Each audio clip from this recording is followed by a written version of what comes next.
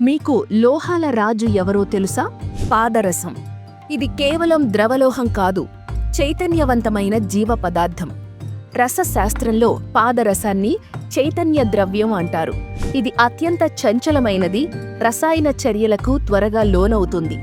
ఈ గుణం వల్లనే దీన్ని రసాయన ప్రక్రియలలో ప్రధాన కారకంగా వాడతారు.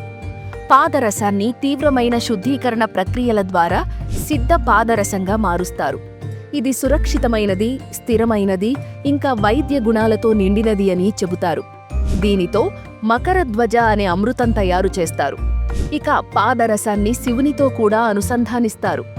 విషాన్ని అమృతంగా మార్చిన శివుని వలె పాదరసం కూడా విషాన్ని ఔషధంగా మార్చగలదు అని నమ్ముతారు. కానీ ఈ పాదరస వైద్యం అందరికీ కాదు.